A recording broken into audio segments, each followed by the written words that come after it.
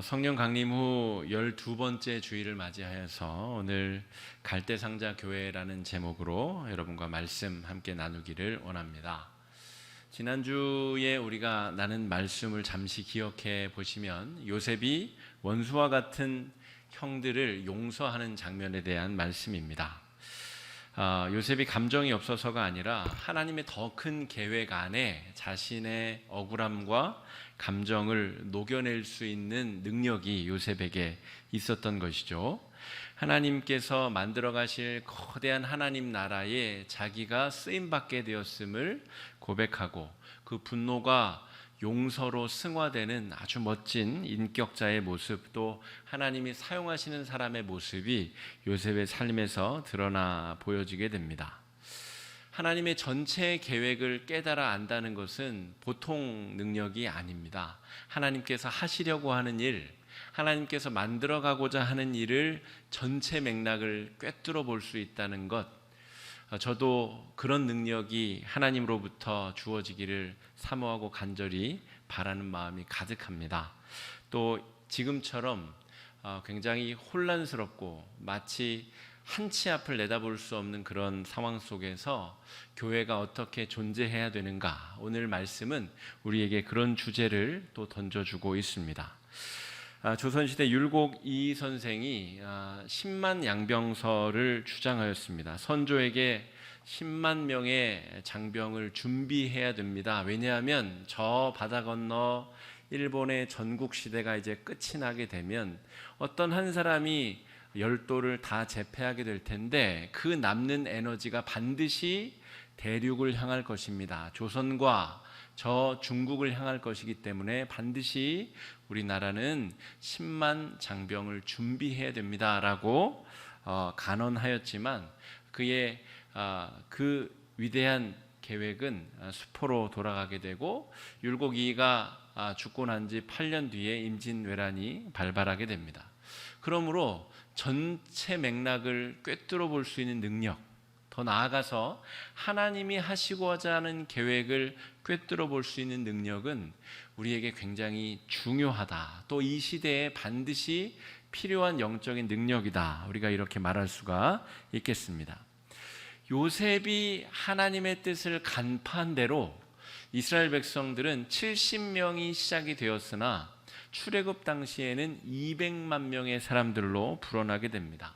200만 명이라고 하는 기록은 성경에 사실 없습니다. 민수기 1장 46절을 근거로 할 때 출애굽한 사람들의 전쟁에 참여할 수 있는 남성들의 숫자가 60만 3,550명으로 기록되어 있습니다. 이것을 근거로 남녀노소를 추론하여 볼 때 약 200만 명에 해당하는 사람들이 출애굽하지 않았을까, 그렇게 상상할 수 있는 것이죠. 그러니까 애굽 땅에 내려온 지 430년 만에 70명의 사람들이 200만 명으로 번성하게 되었다 하는 것이죠. 요셉이 꿰뚫어 본 것은 바로 이것입니다. 하나님께서 애굽이라고 하는 그 안정된 울타리 안에서 하나님의 백성을 번성케 하실 계획이시구나. 그것 때문에 나를 고통스럽게도 이 애굽 땅의 노예로 먼저 보내신 것이구나. 요셉은 그것을 깨달았다는 것이죠. 그런데 오늘 우리가 읽지는 않았습니다만 출애굽기 1장에 보면 요셉을 알지 못하는 새 왕이 출현하였다. 말씀은 그렇게 기록하고 있습니다. 요셉이, 그러니까 400년 전에 요셉이 국무총리로서 위대한 영도력으로 이 굶주림과 또 재난의 상황을 잘 극복해내었는데 그것을 알지 못하는 새 시대의 왕들이, 바로들이 등장하게 되었다라고 하는 것이죠. 그래서 출애굽기 1장 6절에서 8절 말씀을 보면 요셉을 알지 못하는 새 왕이 일어나게 되었다. 이것은 요셉의 그 위대한 영도력을 기억하지 못할 정도로 많은 시간이 지나서 다른 파라오들이 나타나게 되었다라고 하는 것인데요. 애굽의 지도자들을 파라오, 성경에서는 바로라고 부릅니다. 그런데 이 파라오들은 전통적으로 신적인 지위를 구가하였었던 지도자들입니다. 자칭 그렇게 생각하였고 다른 사람들도 자기 자신을 신으로 섬기도록 그렇게 만들었다 하는 것이죠. 애굽에는 여러 신들이 있는데 그 중에서도 이 호루스가 몸을 입고 현신한 것이다. 파라오는 스스로를 그렇게 여겼다는 것이죠. 그리고 이 파라오들은 영혼이 불멸한다라고 하는 신앙이 있어서 육체가 썩고 나면 그 육체의 안에 깃들어져 있었던 영혼이 계속 통치를 이루어 나간다라고 하는 믿음이 있었습니다. 그래서 육체는 없어지지만 그 육체를 가급적이면 오래 보관하기 위하여서 미라의 형태, 온갖 이 약품과 향신료 처리를 하여서 이 육체가 썩지 아니하도록 미라 형태로 보존할 수 있는 방법이 개발되었고, 또 육체가 이제 멸망하지만 영혼이 통치를 계속해야 되기 때문에 영혼이 머무를 수 있는 왕궁, 그것이 이제 피라미드입니다. 피라미드를 축조하고 미라로 이 파라오의 시신을 보존하는 방법들이 지속적으로 발전하게 되었다는 것이죠. 그러니까 하나님을 알지 못하는 새 왕이 나타났다는 것, 또 하나님을 알지 못하는 시대가 도래하였다는 것은 전능하신 하나님을 벗어나서 이제 인간 파라오가 그의 이 통치 능력을 말미암아서 이 세상 사람들을 자기 뜻대로 자기가 신이 되어서 조정하는 시대가 되어버렸다. 이스라엘 백성들은 수적으로 양적으로는 번성하게 되었으나 그들의 통치자인 바로는 하나님을 알지 못하고 하나님을 오히려 대적하는 시대가 되어버렸다라고 하는 것입니다. 여러분, 한국 교회가 최근에 아주 큰 위기에 빠졌습니다. 지난 8월 15일 광화문 집회 이후로 교회가 코로나19 이 확산되는 본거지로 지목당하여 여러 공격과 압박을 당하고 있습니다. 사실 오늘 예배 전에도 구청에서 우리 직원들이 와서 온라인 예배가 제대로 진행되고 있는지 점검하고 돌아갔습니다. 우리 3월부터 온라인 예배를 드렸음에도 불구하고 아직까지 구청에서 한 번도 우리 교회를 방문하여 점검한 일은 없었는데 오늘 첫 번째로 점검을 나온 것이죠. 그만큼 지금의 상황이 엄중하다는 것을 여러분 언론을 통해서도 뉴스를 통해서도 확인할 수 있으실 것입니다. 이런 엄중한 상황 속에서 교회가 이 질병 전파의 근거지로 지목당하게 되었다는 것, 이것이 설교를 준비하는 저에게는 굉장히 중요한 의미로 다가오게 되었습니다. 왜냐하면 한국교회가 숫자로는 굉장히 번성하게 되었고 성도의 숫자도 굉장히 늘어나게 되었으나 정작 이 세상 속에서 교회는 영향력을 거룩하고 아름답게 드러내지 못하는 존재로 전락하게 되었다 하는 것이죠. 우리 스스로는 그렇게 생각하지 않을 수도 있습니다. 그러나 객관적인 눈으로 세상 사람들이 교회를 어떻게 바라보고 있는가, 여러분 TV를 켜보면 신문을 펼쳐보면 세상 사람들이 교회를 과연 그런 존재로 거룩한 대상으로 바라보고 있는가라고 할 때 우리가 인정하지 못할 그런 부분들이, 증거들이 많이 속속 드러나고 있습니다.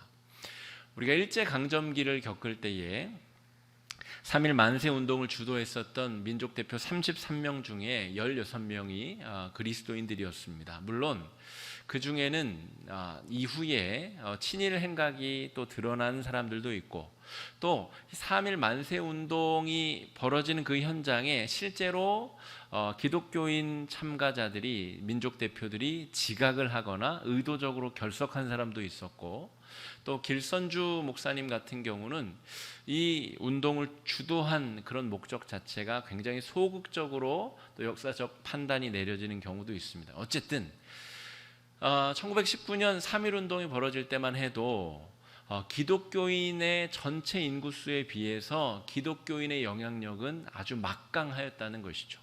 기독교인들이 나라 염려를 하고 나라를 바르게 세우고 나라를 다시 이 외세의 침탈로부터 벗어나게 하기 위한 정신적 지주의 역할, 또 지식인으로서의 역할을 그리스도인들이 아주 멋지게 감당해 내었다는 것입니다. 그러나 그에 비하여 2020년 8월 우리 한국교회 현 주소는 건물마다 교회가 없는 곳이 없고 또 지역마다 무교회 지역이 사라져버린 이 시대를 우리가 살아가고 있음에도 불구하고 교회가 세상의 소금과 빛의 역할을 잘 감당하고 있지는 못하다라고 하는 것이죠.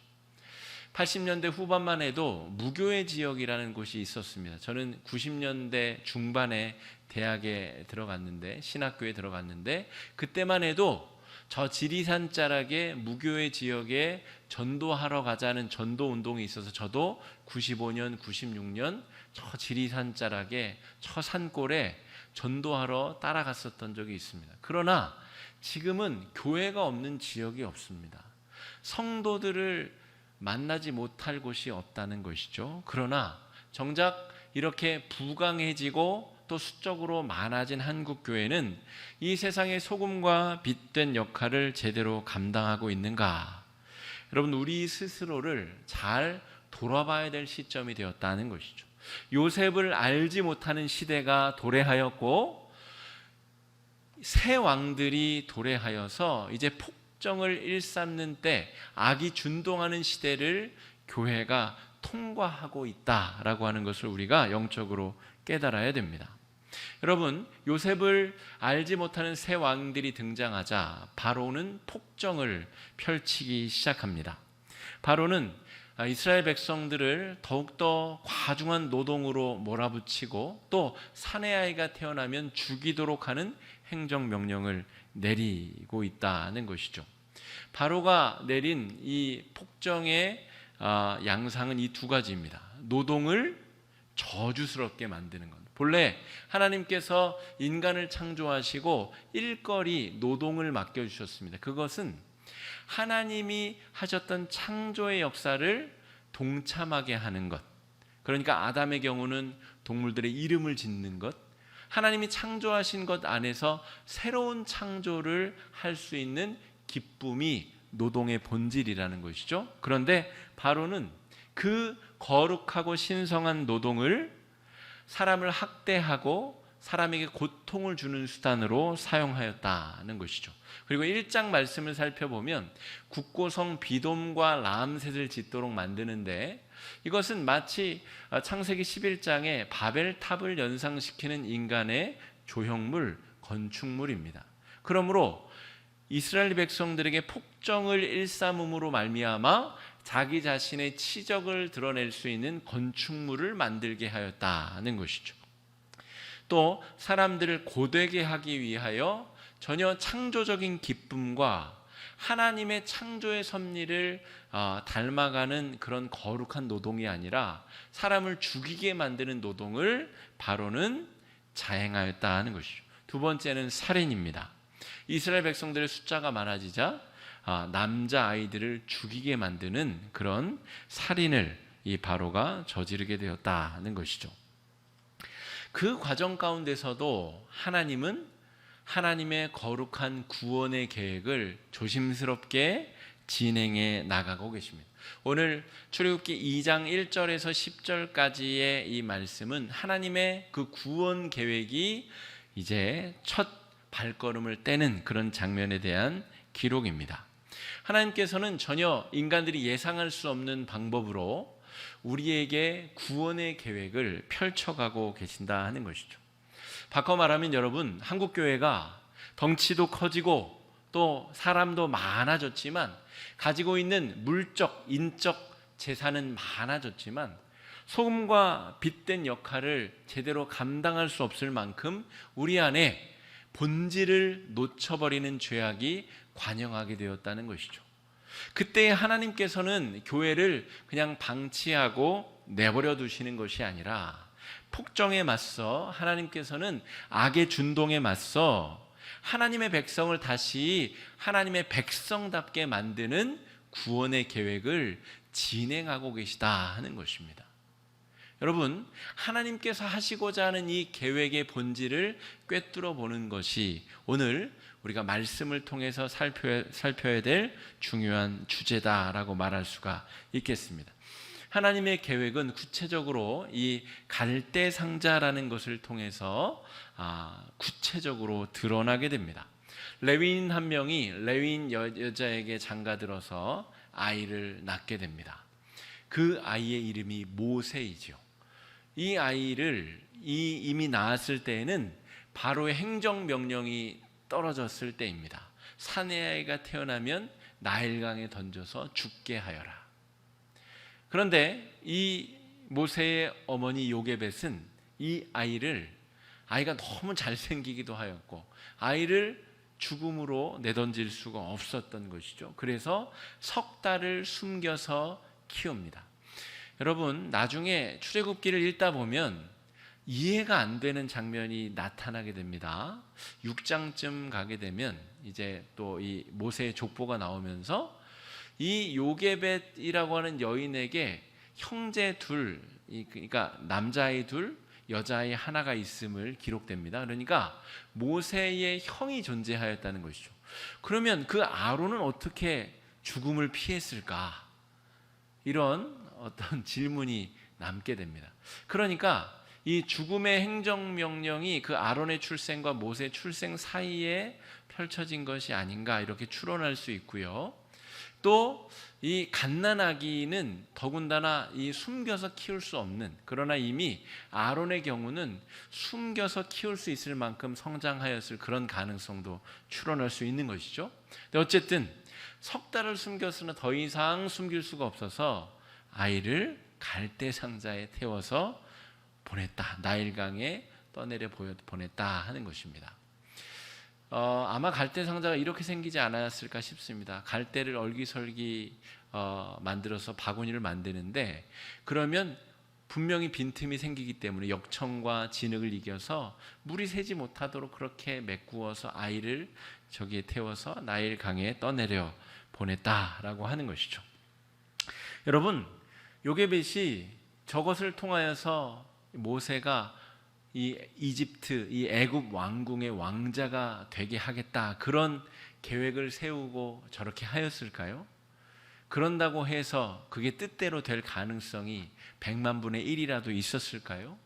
그런 계획을 가지고 저렇게 수행한 것이 아닙니다. 그냥 안타까운 마음으로 생명을 지키고 유지하고픈 마음이 간절하였으나 어쩔 수 없이 최선의 선택, 당시 할 수 있는 최선의 선택으로 갈대 상자에 아이를 태워서 보냈다라고 하는 것이죠. 이 갈대 상자는 노아의 방주와 여러모로 유비되어 연관되어 해석될 부분이 참 많이 있습니다. 인간의 죄악들이 관영한 세상 속에서 하나님은 노아에게 방주를 지으라 말씀하시고 그 방주 안에 8명의 사람과 한 쌍씩의 짐승들이 올라타서 이 인류 멸망을 막는 방주의 역할을 하였다. 구원의 방주의 역할을 하였다 하는 것이죠. 저 연약해 보이는 갈대 상자 안에 이스라엘 백성들을 영도해낼, 구원할 이 핏줄, 이 모세가 담겨져서 나일강으로 떠나보내지게 되었다 하는 것이죠. 하나님의 구원 계획의 희망이 저 갈대 상자 안에 놓여지게 되었다 하는 것이죠. 저는 이 말씀을 묵상하면서 성도님들과 이 말씀을 나누면서 준비하면서 갈대 상자가 이 시대의 교회가 아닌가라고 하는 묵상을 해보게 되었습니다. 죄악이 관영한 이 시대 속에서 교회가 영향력을 제대로 발휘하지 못하는 영적인 현주소를 안고 있음에도 불구하고 저 연약한 갈대 상자가 바로 한국 교회가 되어야 되는 것이 아닌가. 이 온 세계에 복음을 다시 힘있게 증거해야 될 교회로서 한국 교회가 이렇게라도 쓰임받아야 되지 않을까라는 생각을 해보게 되었습니다. 갈대 상자 안에 담겨있는 영아인 모세는 바로 연약해 보이는 우리 성도들이 아닐까 또 묵상해 보게 되었습니다. 지금은 비록 우리가 영향력도 미치지 못하고 세상으로부터 손가락질 받는 대상이 되어버렸지만, 그럼에도 불구하고 저 연약한 아기를 통하여서 하나님은 이스라엘 백성 전체를 구원하실 계획을 세우고 계신 것처럼, 스스로 우리는 우리 스스로를 연약하게 볼 수 있으나 하나님은 성도들을 통하여, 교회를 통하여 하나님의 위대한 구원의 계획을 이루어가고 계시는 것은 아닌가 싶습니다. 전 세계적으로 코로나19 사망자가 80만 명을 넘어섰습니다. 2,300만 명이 넘는 사람들이 감염되었고, 또 얼마나 많은 사람들이 감염의 위험 속에 노출되어 있는지 우리는 알 수가 없습니다.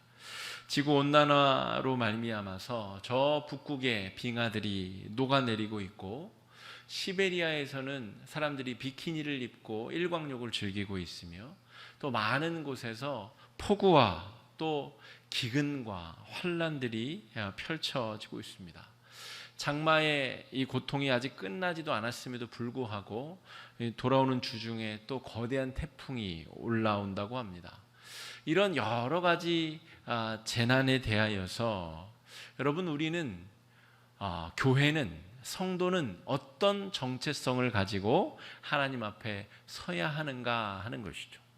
마치 죽음의 이 절망 앞에 선 하나님의 백성들 앞에 이 갈대상자 안에 태워진 꼬마 모세가 80년이 지나서 이 민족을 영도해낼 지도자로 훈련받게 되는 것처럼, 지금 이 어려운 상황 속에 교회는 존재하고 있고, 그 교회가 비록 아주 힘이 없어 보이는 어린아이 같은 모습이지만 하나님께서 교회와 성도들을 통하여 이 시대를 향한 위대한 구원의 역사를 이루어 내시리라 저는 믿습니다. 또한 그런 마음으로 함께 우리가 기도해야 될 것이고, 교회 공동체가 바로 설 수 있도록 우리가 스스로 노력하고 기도해야 될 것입니다. 오늘 말씀에서 우리가 주목할 수 있는 중요한 부분은 더 숨길 수 없게 되었다라고 하는 3절의 기록입니다. 요게벳은 3개월 동안 아이를 숨겨 길렀으나 더 이상 숨길 수 없게 되었다. 여러분, 교회는 사람들의 모임이지만 사람들만의 모임이 아닙니다. 사람들만 모여있는 조직이 아니라 예수 그리스도가 머리가 되시는 하나님의 거룩한 성전, 거룩한 몸이라는 것이죠. 우리는 우리 스스로의 능력으로 이 어려움을 극복할 수 없다라고 하는 자기 고백이 있어야 됩니다. 인간의 노력으로, 인간의 힘으로 이 어려움을 극복해낼 수 있다라고 하는 그러한 자신감을 스스로 포기할 때, 아이를 갈대 상자에 담아 나일강에 떠나보낼 수 있게 되고, 하나님께서 그 행위를 통하여 하나님이 하셔야 될 일을 능력 있게 드러내신다는 것이죠. 그러므로 더 이상 숨길 수 없게 되었다라고 하는 이 자기 고백, 교회는 이 고백에서부터 회개와 하나님 앞에 사명을 새롭게 하는 일과 우리가 어떻게 하나님 앞에 쓰임 받을지를 다시금 점검할 수 있는 중요한 계기를 삼아야 하겠습니다. 여러분, 그렇다고 해서 요게벳이 아무 일도 하지 않은 것이 아닙니다. 요게벳은 역청과 나무진을 칠하여서 갈대 상자를 보강하였습니다. 우리가 할 수 있는 것이 없으므로 모세를 그냥 나일강에 던져버리는 것이 아니라, 우리가 우리의 능력으로 이 어려움으로부터 우리가 빠져나올 수 없다는 것을 인정함과 동시에 우리가 할 수 있는 최대한의 노력을 기울여 노력하여야 된다 하는 것이죠. 그것이 바로 요게벳에게 있어서는 역청과 나무진을 이 갈대 상자에 칠하는 것이었고, 결과는 하나님 손에 맡긴 채 아이를 나일강에 떠나보내게 되었습니다. 여러분, 이 어려움 가운데서도 우리는, 교회는 나 몰라라 하고 그냥 스스로를 방기하고 방치하는 것이 아니라, 이 상황에서 우리가 해야 될 최선의 노력을 다 경주하고 노력해야 된다는 것이죠. 정부 지침에 따라서, 총회 지침에 따라서 방역 수칙을 잘 준수하고 가급적 성도들끼리의 이 이 감염 사태가 벌어지지 않도록 최대한의 노력을 모범적으로 세상에서 기울이지 아니하는 노력을 교회가 앞장서 노력해야 된다는 것입니다. 교회가 모범 앞장서서 우리가 이 노력들을 기울일 때에 하나님께서 행해야 될 일들이 연결되어서 진행된다는 사실을 우리가 기억해야 됩니다. 우리가 오늘 함께 읽은 로마서 12장 말씀에는 너희는 이 세대를 본받지 말라라고 하는 말씀이 등장하고 있습니다. 로마서 12장 2절을 제가 한번 읽어보겠습니다. 너희는 이 세대를 본받지 말고 오직 마음을 새롭게 함으로 변화를 받아 하나님의 선하시고 기뻐하시고 온전하신 뜻이 무엇인지 분별하도록 하라. 우리가 이 시대를 본받는 세상적인 모임이 아니기 때문에, 우리는 하나님의 거룩한 몸된 교회이기 때문에 하나님께 우리가 해야 될 사명을 맡기고 우리가 해야 될 최대한의 노력을 기울이며 하나님의 뜻을 따라갈 때, 하나님께서는 그 연약해 보이는 갈대 상자를 들어서 민족을 구원하는, 또 이스라엘 민족을 통하여 온 세계를 향한 하나님의 구원의 계획을 펼치시는 하나님의 귀한 도구로 쓰임받게 된다는 사실을 우리가 기억하여야 됩니다. 그리고 바로의 딸인 애굽의 공주는 그 모세를 불쌍히 여기게 됩니다. 오늘 말씀을 잘 읽어보시면 알겠지만 갈대상자가 떠내려가고 또 이 바로의 공주가 그것을 발견하게 된 그때에 모세가 울음을 터뜨립니다.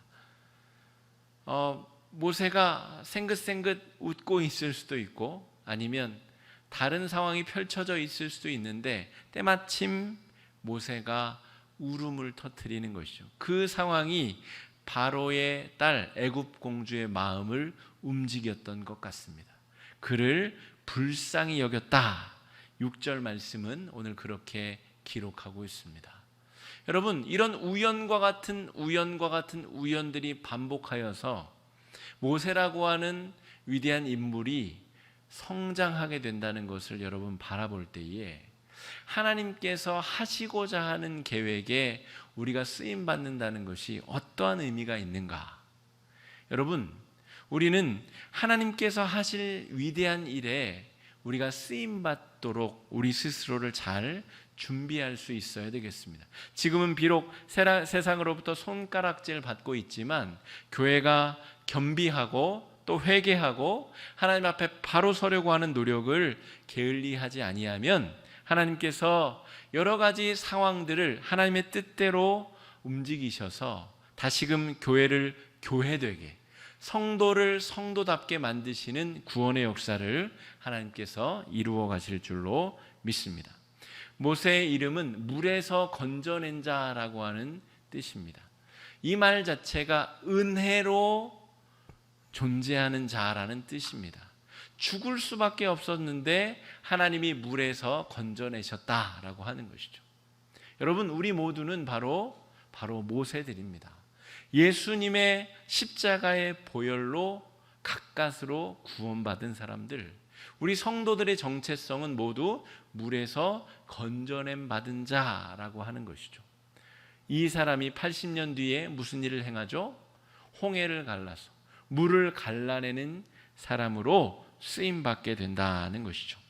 여러분, 한국교회에 실망하여서 교회를 떠나는 성도들도 많을 것이라 추산이 됩니다. 한국교회는 스스로를 갱신하는 노력을 여러분 게을리하지 아니하면 안 됩니다. 한국교회는 스스로 하나님 앞에 회개하고 자기 자신을 겸비하여 이 위중한 시대에 하나님의 도구로 거듭나야 될 중요한 직책을 맡고 있습니다. 물에서 건져냄 받은 자가 다시 홍해를 갈라 하나님의 백성들을 그 물을 건너게 만들 자로 거듭나야 될 중요한 시대적 사명을 타고났다는 것이죠. 그것이 바로 교회의 사명이자 성도들의 사명인 것입니다.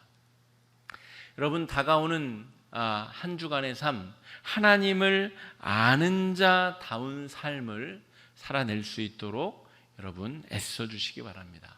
하나님을 모르는 시대에 하나님을 아는 자다운 삶을 살아낼 수 있도록 애써 주시고 또 노력을 경주해 주시고 하나님께 우리의 삶을 맡겨주시기 바랍니다.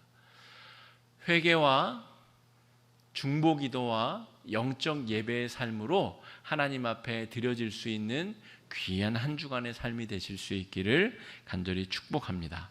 로마서 12장 1절 말씀 제가 읽어드리고 오늘 말씀 마치겠습니다. 그러므로 형제들아 내가 하나님의 모든 자비하심으로 너희를 권하노니 너희 몸을 하나님이 기뻐하시는 거룩한 산 제물로 드리라.